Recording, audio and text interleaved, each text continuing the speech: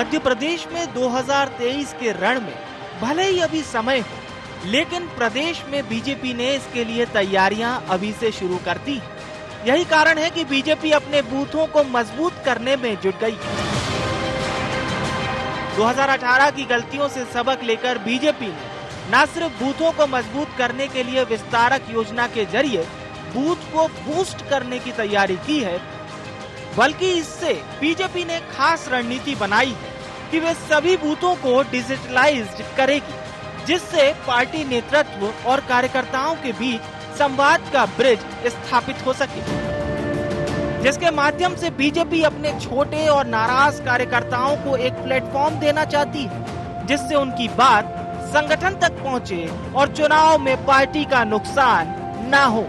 Booth विस्तारक योजना में हर बूथ पर 10 घंटे व्यतीत करने का काम दो प्रमुख कार्यकर्ता, जो ट्रेंड कार्यकर्ता हैं, वो करेंगे। वो बूथ की समिति को, पन्ना की समिति को न केवल डिजिटलाइज करेंगे, एक ऐप के माध्यम से जोड़ेंगे, बल्कि उनको ट्रेनिंग देने का काम भी करेंगे। उनके काम क्या है, करना क्या है, चुनौती क्या है, बढ़ना कैसे है, वो सारे। और ये बूथ लेवल की टीम की बात कर रहे हैं। ऐसे सभी लगभग 65,000 बूथों पर ये काम जनवरी के माह में ही चलने वाला है। अभी मंडल विस्तारक मैदान में है। मंडल विस्तारक की सभी प्रकार की सूचियां, सभी प्रकार की तैयारियां, कार्यकर्ताओं को जोड़ने का काम लगातार अपने मंडल में, जो 2 दिन की वर्कशॉप अलग अलग दिन 5 और 6 को पूरे 14 स्थानों पर 57 जिले की चली हैं, उसके आधार पर आगे काम तेज गति से बढ़ रहा है। और स्वाभाविक है, जब बूथ मजबूत होगा, बूथ का कार्यकर्ता मजबूत होगा, वो कनेक्ट होगा, ट्रेंड होगा, आइडियोलॉजिकल कमिटेड होगा, तो भारतीय जनता पार्टी मजबूत होगी। वहीं दूसरी तरफ कांग्रेस बीजेपी की इस तैयारी पर सवाल खड़े करते हुए नजर आ रही है। कांग्रेस की माने तो केंद्रीय मंत्री ज्योतिरादित्य सिंधिया के समर्थकों को पार्टी में लगातार दी जा रही तवज्जो और सीनियर नेताओं की अनदेखी से बीजेपी के कार्यकर्ता नाराज हैं, और यही कारण है कि बीजेपी को ये ब्रिज बनाने की जरूरत पड़ रही है। ब्रिज बनाने की जरूरत वहीं पड़ती जहां पर 2 छोर हों, 2 किनारे हों।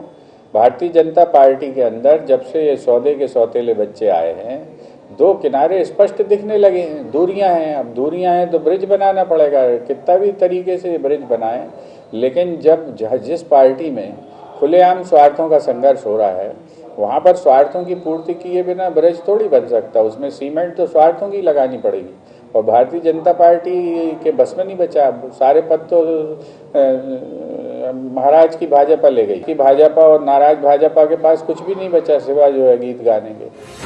कुल मिलाकर देखें तो बीजेपी की कोशिश है कि 2018 की गलतियों से सीखा जाए और प्रदेश में सत्ता वापसी के बाद कांग्रेस का दामन छोड़कर बीजेपी में आए नेताओं के साथ ही साथ बीजेपी की सालों तक सेवा करने वाले नेताओं को संतुष्ट किया जाए।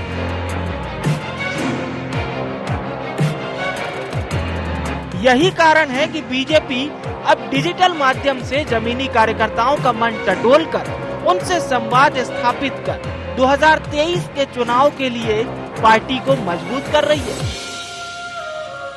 लेकिन देखना ये दिलचस्प होगा कि बीजेपी का ब्रिज क्या बीजेपी को दोबारा से सत्ता तक पहुंचाता है।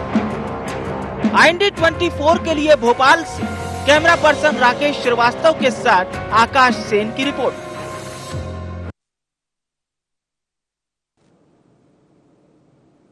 तो बीजेपी की कई सारी योजनाएं हैं, जिसमें ये महत्वपूर्ण बूथ विस्तारक योजना है। अब हम इसको समझने की कोशिश करते हैं। हमारे साथ खास मेहमान जुड़ चुके हैं, उनका परिचय आपसे करा देता हूं। हमारे साथ देव श्रीमाली जी जुड़ चुके हैं, वरिष्ठ पत्रकार हैं। हमारे साथ देवदत्त दुबे जी जुड़ चुके हैं, वरिष्ठ पत्रकार हैं। और हमारे साथ योगेश जी भी जुड़ चुके हैं, आप भी वरिष्ठ पत्रकार हैं। आप तीनों मेहमानों का एक बार फिर से बहुत स्वागत है IND 24 में। आदरणीय श्रीमाली जी से इस कार्यक्रम की शुरुआत करना चाहता हूं मैं, क्योंकि सबसे महत्वपूर्ण बात यह है देव श्रीमाली जी, जिस तरह से भारतीय जनता पार्टी काम कर रही है, इसमें कोई नया नहीं है। बीजेपी हर साल अपने कार्यक्रम तैयार करती है, उसके कई सारे कार्यक्रम होते हैं, जमीन में जाके काम करना और भी वगैरह वगैरह तमाम उनकी प्रक्रिया चलती रहती है। इस बार बीजेपी का फोकस है कि 2018 में जिन सीटों पर बीजेपी को वोट कम मिले थे, न केवल उन सीटों से वोट लेना है, बल्कि साथ ही साथ कई ऐसी चीज बना रहे हैं जिसमें हमने देखा था साल 18 का चुनाव था, किस तरह से पुराने नेता नाराज हुए थे। बहरहाल अब नई तैयारी है जी।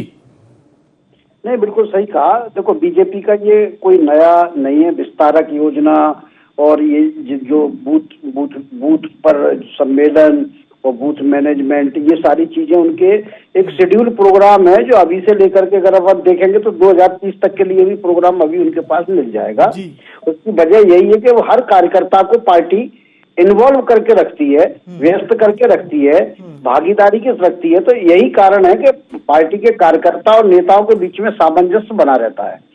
सबसे अच्छी बात यही होती है, कितना भी बड़ा कार्यकर्ता हो, कितना भी बड़ा नेता हो, उसके अधीन भी एक बूथ होता है और उस बूथ पर जाकर उसे बैठक लेना ही पड़ती है। और कितना भी बड़ा नेता हो, उसको अपने एक मंडल में जाके उस बैठक में कार्यकर्ता की हैसियत से बैठना पड़ता है। अभी आपने देखा होगा कि ज्योतिरादित्य सिंधिया भी 3 मंडलों की बैठक में कार्यकर्ता के रूप में शामिल हुए। बाकी लोग तो खैर होते ही है। नरेंद्र सिंह जी आए थे, उन्होंने वहाँ ग्वालियर की जिला की बैठक में लिया और चूंकि वो मुरैना से सांसद है तो मुरैना के एक मंडल की बैठक में उन्होंने पूरी शिरकत की। तो ये उसका एक पूरा सेटल प्रोग्राम है जिसके तहत काम हो रहा है। दूसरा, जो आपने कहा कि जिन सीटों पर हारी थी वहां ज्यादा ध्यान देते हैं, तो ये भी उनका पुराना प्रोग्राम है और हमेशा से ध्यान रखते हैं। आपको याद होगा कि जब पहले मोदी जी की सरकार थी तो जिन जिन लोकसभा क्षेत्रों पर हारे थे, हर लोकसभा क्षेत्र के लिए या जीते भी थे, हर एक के लिए एक केंद्रीय मंत्री तैनात किया गया था। ग्वालियर के लिए और गुना के लिए अनंत कुमार जी थे, हालांकि वो अब नहीं है दुनिया में। तो आप देखेंगे कि जब गुना में लगातार सिंधिया जी जीतते थे और माना जाता था कि वो अपराजय हैं, उसके बावजूद भी बीजेपी ने उस सीट पर पूरा ध्यान लगाया था। मुझे याद है महेंद्र सिंह यादव नामक एक नेता हैं, वो लगातार अशोकनगर गुना में लगभग 5 साल रहे थे और आखिरी में परिणाम सबके सामने है। तो वो ये सारा काम संगठनात्मक स्तर पर भारतीय जनता पार्टी करती रहती है और अभी भी उनका जारी है। बिल्कुल, संगठनात्मक तौर पर बीजेपी इस तरह काम कर रही है। देवदत्त दुबे जी, क्या आपको लगता है, क्योंकि जिस तरह से हमने बीजेपी का ये जो शेड्यूल्ड प्रोग्राम है, इसमें एक चीज और महत्वपूर्ण देखी कि अब जिस तरह से बीजेपी सजग नजर आ रही है, चाहे वो आदिवासियों की बात हो और जो जनजाति गौरव दिवस के बाद से तो मध्य प्रदेश ही नहीं बल्कि अन्य राज्यों ने भी देखा किस तरह से बीजेपी लगातार काम कर रही है। और निश्चित रूप से कहीं ना कहीं वो जो 60 से ज्यादा सीटें हैं जो बताया जाता है कि जिस पर जनजाति सीटों का खासा बाहुल्य है, तो क्या ऐसे इस तौर पर भी देखा जाए, जो बात आदरणीय श्रीमाली जी कह रहे थे कि बीजेपी के लिए ये कोई नया नहीं है, बीजेपी हमेशा इस तरह से काम करती आई है। भारतीय जनता पार्टी जब प्रदेश में कांग्रेस मुक्त प्रदेश की बात कर रही थी जी, खासकर 2018 के पहले और उसके आसपास, और तब 2018 में कांग्रेस की सरकार बन गई। मत बीजेपी के कुछ ज्यादा थे, सीटों की विधायकों की संख्या भी बिल्कुल 5-7 सीटों का अंतर था। लेकिन भाजपा तब से चौकन्नी है, क्योंकि वो जब कांग्रेस मुक्त प्रदेश का बात कर रही थी तब कांग्रेस की सरकार आ गई। इसलिए अब वो 2023 के लिए किसी प्रकार की रिस्क नहीं लेना चाहती और उन गलतियों को सुधारना चाहती है। उन्होंने उन बूथों को चिन्हित किया है जिन पर पार्टी 2018 में हारी है जी, और उन कारणों को तलाशा है। जैसे 2018 में वो जो आदिवासी बाहुल्य सीटें हैं उनमें हार हुई, जबकि इसके पहले 2013 या 3 में या 8 में इन सीटों पर पार्टी जीतती रही है और सरकार में आती रही है। तो एक गौरव जनजाति जो आदिवासी दिवस मनाया गया वो अभी पिछड़े वर्ग की बात कर रही है।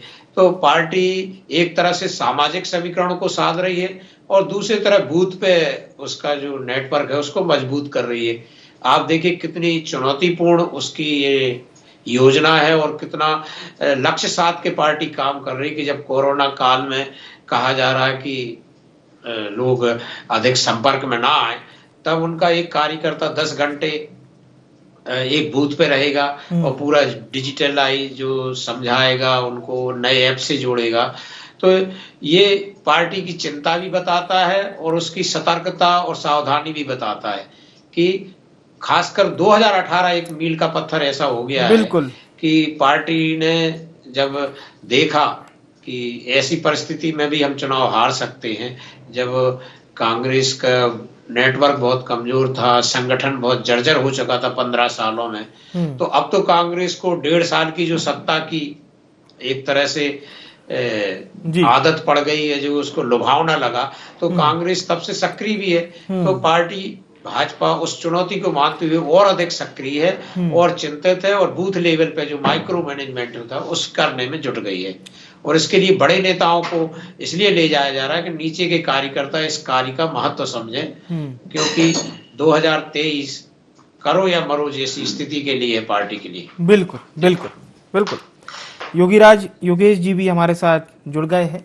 योगीराज जी, सर मैं आपसे ये बात जरूर करना चाहूंगा, क्योंकि अब दो पक्ष हो गए, बड़े अच्छे से श्रीमाली जी ने पूरी न केवल समरी बताई बल्कि ये बात भी दोहराई कि किस तरह से बीजेपी लगातार काम करती आई है। आदरणीय देवदत्त दुबे जी ने उसको और आगे बढ़ाया। मैं सर आपसे जानना चाहता हूं, जिस तरह से ये एक कहते हैं कि डिजिटल इंडिया को बीजेपी बार बार कहती है कि नरेंद्र मोदी के समय में डिजिटल इंडिया का काफी विस्तार हुआ, बीजेपी अपने तौर पर भी इसे बहुत यूज करती है।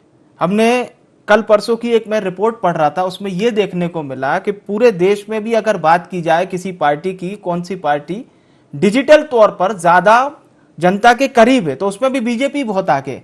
और ये जो ब्रिज बनाया जा रहा है, इसमें न केवल जो विस्तारक होगा वो डिजिटल से बहुत जोड़ रहा है। तो इस पर मैं आपकी राय जानना चाहूंगा जी।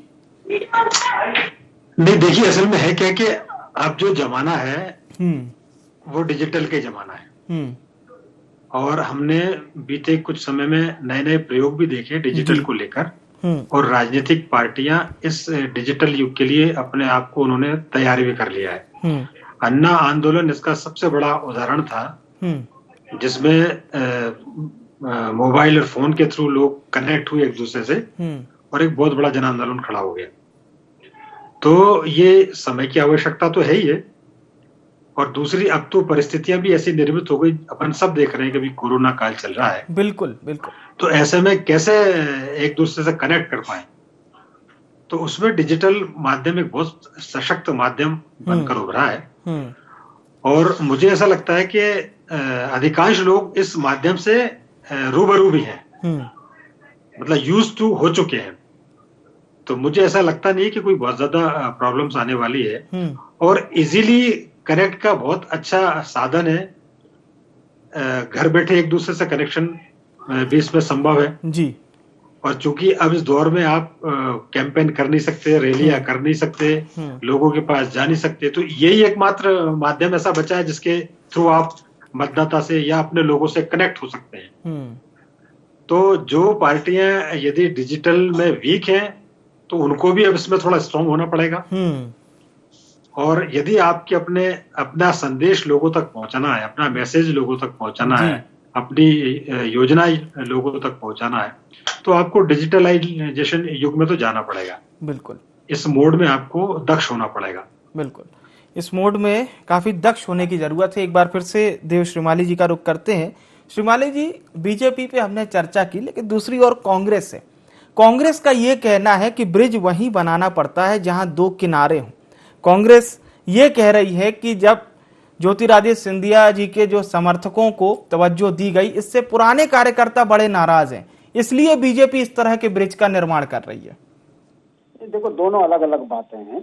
मैंने आपको पहले ही कहा कि ये पार्टी के जो प्रोग्राम है बीजेपी के, एज ए पत्रकार हम वर्षों से देखते चले आ रहे हैं। अब वो कितने सफल होते हैं, कितने असफल होते हैं, ये अलग बात होती है, चुनाव में उनके क्या परिणाम निकलते हैं। लेकिन ये बात तो, उनका कैलेंडर तो ज्योतिरादित्य सिंधिया के आने के पहले से जारी हो चुका था, है ना। और ये भी तय रहता है कि अब इसके बाद पन्ना प्रमुखों की बैठक होगी, इसके बाद ये होगा, फिर इसके बाद ये होगा, तो वो अपनी जगह का बात है। ये बात सही है कि पुराने और नए कार्यकर्ताओं के बीच में जगह जगह, खासतौर पर मध्य भारत में, ग्वालियर चंबल संभाग में द्वंद्व तो है ही।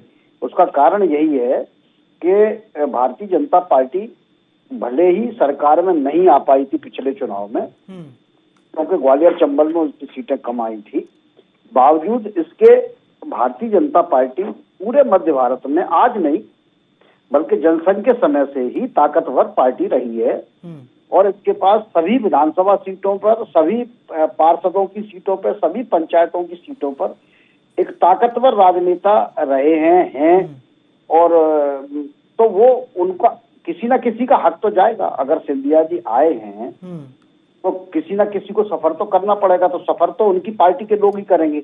बिल्कुल है। तो अब ये जो द्वंद है, ये द्वंद चुनाव के समय आएगा। अब ये कितना कैसे कंट्रोल होगा, क्योंकि अभी तो बीजेपी के जो नेता हैं उनको ये कहा गया है कि देखो अपनी सरकार तो चली गई थी, ये सरकार तो सिंधिया जी लेके आए हैं, ठीक, तो अपन जितना सरकार की हैसियत से काम कर सकते करें, उनका जो 25% का शेयर है वो उनको देना है अपने को। तो वो देखने में भी आ रहा है, जो मुझे जानकारी है कि उनका 25% लगभग शेयरिंग है ग्वालियर चंबल संभाग को लेके। आप मिनिस्ट्री में देखेंगे तो उनके पास 25% शेयर है ना, निगम अध्यक्षों में अगर आप देखेंगे तो ये, और ग्वालियर चंबल में उनको अपर हैंड रहेगा। अब ये अपर हैंड रहेगा तो फिर बाकी नेताओं का क्या होगा, उनके समर्थकों का क्या होगा। इंडिविजुअल बीजेपी में समर्थक कम ही होते हैं, बावजूद इसके कि वो पार्टी के नेता तो होते ही हैं, तो इनका क्या होगा। तो ये द्वंद अलग चीज है और ये चल भी रहा है, लेकिन ये कहना कि उसको पाटने के लिए ये हो रहा है वो संभव ही नहीं है, क्योंकि बीजेपी का कार्यकर्ता अपने रीति नीति से चलने वाला होता है। ये बात ठीक है कि वो जो सिंधिया के लोग गए हैं या कांग्रेस से जो लोग गए हैं वो लोग भी इन एक्टिविटीज में हिस्सा ले रहे हैं और उनको अच्छा भी लग रहा है, क्योंकि कांग्रेस में तो इस तरह का कुछ होता है नहीं है सामान्य तौर पे। अगर उनका सम्मेलन भी होता है तो 2-3-4 घंटे का हो वाके और भाषण हो वाके खत्म हो जाता है। बीजेपी का तो ये है कि कुछ आरएसएस से निकलते हैं और संगठनात्मक ढांचा उनका ऐसा है, बैठकें करना, अगर 3 दिन का सम्मेलन वहीं रुक के होना है तो लॉजिंग सम्मेलन होगा और बड़े बड़े नेता भी वहीं रुक जाएंगे, तो वो उनको आदत भी रहती है। ठीक है, दूसरे दलों में इस तरह की आदत थोड़ी कम रहती है, बल्कि रहती ही नहीं है, तो वो अलग अलग से बात है। लेकिन मेन समस्या वही है कि अगर 230 सीटों में 25% का शेयर रहेगा तो 55-56 विधानसभा की सीटें जाएंगी, तो वो सीटें किसकी जाएंगी। लेकिन ये इस पर विचार करने का अभी उचित समय इसलिए नहीं है जी, क्योंकि अभी इसमें बहुत समय पड़ा हुआ है। बिल्कुल बिल्कुल, काफी समय भी है इसमें, लेकिन जिस तरह से बीजेपी लगातार तैयारियां कर रही है तभी तो ये चर्चाएं हो रही है। देवदत्त दुबे जी, इसमें एक और महत्वपूर्ण बात है, वो ये भी हो जाती है कि कांग्रेस का देखिए कहना, एक जाहिर सी बात है कांग्रेस भी उन्हीं मुद्दों को उठाती है जहां मुद्दे उसको लगते हैं कि हाँ ये चीज अब चर्चा में आ गई। तो बीजेपी के क्या वो नेता जो लगातार इस तरह के बयान देते हैं पार्टी लाइन से थोड़ा सा इतर, हालांकि अनुशासन के मामले में बीजेपी का कोई सानी नहीं है, जिस तरह से बीजेपी एक वृक्ष के नीचे उसके नेता रहते हैं, लेकिन कई ऐसे नेता भी हैं जो मान लीजिए पिछली दफा टिकट ना मिलने से नाराज थे या इस दफा निगम मंडल में अध्यक्ष ना बनने से नाराज हुए होंगे। क्या उनकी भी हम कह सकते हैं जो 18 में हमें सिनेरियो देखने को मिला था वैसा कुछ 23 में भी मिल सकता है क्या? देखिए, जब पार्टी बड़ी होती है, परिवार बड़ा होता है, तो थोड़ी बहुत खटपट भी हो जाती है, और जब लगातार पार्टी सत्ता में रहे तो न केवल जनता में एंटी इनकम्बेंसी बल्कि कार्यकर्ताओं की अपेक्षाएं भी बहुत बढ़ जाती है, और जब वो पूरी नहीं होती हैं तो नाराजगी का सामना पार्टी को करना पड़ता है। आपने देखा होगा 2018 में रामकृष्ण कुसमरिया जैसे भगवाधारी जो भाजपा के टिकट पे कई बार विधायक रहे, सांसद रहे, मंत्री रहे, उन्होंने पार्टी छोड़ के 2 जगह से चुनाव लड़ा और कम से कम 4 सीटों को उन्होंने प्रभावित किया हराने के लिए। 4 या 5 सीटें ऐसी थी जहां कुर्मी वोटरों ने प्रभावित किया, और दमोह में मलैया जी 700-800 वोटों से हारे, पथरिया भी हार गए। इसी तरह संजय शर्मा छोड़ के चले गए पार्टी, आज वो कांग्रेस से विधायक हैं। तो इतने जब तपनिष्ठ लोग भी चले जाते हैं तब पार्टी को सोचना पड़ता है कि कैसे संभाले। अभी उत्तर प्रदेश में आज बात आ रही थी कि विधायक स्वामी प्रसाद मौर्य ने इस्तीफा दे दिया जी। तो पार्टी इन चीजों पर भी अभी से मूल्यांकन करती है कि ऐसे लोगों को संभाल के रखा जाए जो पार्टी को नुकसान ना कर दें, और अब ये भी टिकट वितरण में ध्यान दिया जाएगा, जो गलतियां 2018 में हुई वो अभी ना दोहराई जाएं। और एक तरफ पार्टी एक तरह से संक्रमण काल के दौर से भी गुजर रही है कि नई पीढ़ी को आगे लाना है, उसने संगठन में ये प्रक्रिया प्रारंभ की है। टिकट वितरण में भी करना चाहती है। तो अभी उसके लिए तलवार की धार पे चलने जैसा है, एक तरफ उसको पीढ़ी परिवर्तन से भी ले जाना है और दूसरी तरफ ऐसे लोगों को नाराज भी नहीं करना है जो पार्टी को कुछ सीटों का नुकसान कर दें और 2018 जैसे पार्टी एक तरह से बॉर्डर पे खड़ी रहे और सत्ता के निकट पहुंच जाए और ना बना पाए। हालांकि 1.5 साल बाद 2018 के बाद तो सरकार बना ली, तब सिंधिया एक ऐसे असंतुष्ट कांग्रेस में मिल गए थे जिनके साथ मंत्री और विधायक भी एक पार्टी छोड़ने को तैयार हुए, लेकिन इतनी बड़ी संख्या में प्रायः दल बदल हो नहीं पाता है, तो पार्टी इसकी अपेक्षा भी नहीं कर रही। पार्टी तो अपने स्वयं पे बलबूते पे 2023 में सत्ता में आना चाहती है, इसके लिए सभी तरह के प्रयास पार्टी कर रही है और उसी प्रक्रिया की एक कड़ी है कि अभी बूथ विस्तारक योजना में बड़े नेताओं को जोड़ा गया है और 10-10 घंटे एक बूथ पे कार्यकर्ता समय देंगे। जी बिल्कुल, और यही इसीलिए ये तमाम शेड्यूल्ड भी बीजेपी ने जारी किया। योगीराज जी, एक बात और अहम है सर इसमें, वो ये है कि बीजेपी की ये पूरी जो कवायद है, बीजेपी की ओर से जो इन्फॉर्मेशन आ रही है, ये कवायद इसलिए है ताकि जो नाराज लोग हैं उनको भी एक प्लेटफॉर्म दिया जाए। मतलब वो अपने आप को पार्टी से अलग ना समझें, ये ना समझे कि अब पार्टी ने उन्हें याद करना बंद कर दिया। तो क्या लगता है आपको, इस तरह का बूथ विस्तारक तमाम चीजें जब मैदान में जाएंगी तो एक प्लेटफॉर्म बनने से वो जो असंतोष वाले लोग हैं उनमें भी एक संतोष का भाव पैदा होगा? आप बिल्कुल ठीक कह रहे हैं और ये पार्टी के लिए आज के समय में बहुत जरूरी हो गया है जी, क्योंकि पार्टी भाजपा पार्टी बहुत बड़ी पार्टी हुई है और पूरा का पूरा कांग्रेस का धड़ा बीजेपी में शामिल हुआ है। बीजेपी पहले से ही बड़ी पार्टी थी और ये पूरा का पूरा कुनबा और आ गया। बिल्कुल सही बात। तो ऐसे में आपको चैलेंज डबल हुआ है, एक तो क्या है कि अपने असंतुष्टों को मनाना और दूसरा जो लोग बाहर से आए उनको भी एडजस्ट करना, क्योंकि अभी तो मामला जम गया। 2018 में चुनाव हुआ, आप हार गए, फिर आप सत्ता में आ गए, लेकिन असली चुनौती भाजपा की जो देखने में आएगी वो 2023 के चुनाव में आएगी। आपकी सारी कार्य कुशलता इसमें उसको बैलेंस करना पड़ेगा, कसौटी पे आपकी खरी उतरेगी कि आप कैसे बाहर के लोगों को और आंतरिक लोगों को कैसे आप एडजस्ट कर पाते हैं। और इसलिए भी आपने देखा होगा बीते कुछ दिनों से बीजेपी में ये बातें चलने लगी कि जो संगठनात्मक जो ढांचा है उसमें भी विस्तार किया जाएगा, मतलब उसमें भी कई पदाधिकारियों को एडजस्ट किया जाएगा। पहले जो कार्यकारिणी छोटी हुआ करती थी, अब जम्बो कार्यकारिणी बनाने की भी प्लान चल रहे हैं। तो उसके पीछे कहीं ना कहीं यही है कि सारे लोगों को एडजस्ट किया जाए और कहीं से भी असंतोष ना उभरने पाए, क्योंकि 2023 का चुनाव बहुत चुनौतीपूर्ण इसलिए भी होगा कि यदि आपने बाहर के लोगों को संतुष्ट करने के चक्कर में यदि आपने अंदरूनी लोगों की उपेक्षा की तो वो ताल ठोक के मैदान में नजर आ जाएंगे। तो ये बीजेपी के लिए बहुत बड़ा चैलेंज होगा। इसलिए इन सब लोगों को कैसे एडजस्ट किया जाए, इसी बात को लेकर पूरी कवायद की जा रही है। किसको संगठन में जगह दी जाए, मुझे तो ऐसा लगता है कि भाजपा में अभी कई नए पद भी सृजित होने वाले हैं, नए पद भी बनाए जाएंगे, तो उनमें भी ऐसे लोगों को एडजस्ट किया जाएगा। बिल्कुल बिल्कुल, यानी तो ये नई चुनौती है और ये देखना पड़ेगा कि उस पर कैसा ये इस कसौटी पे कैसा खरा उतरते हैं।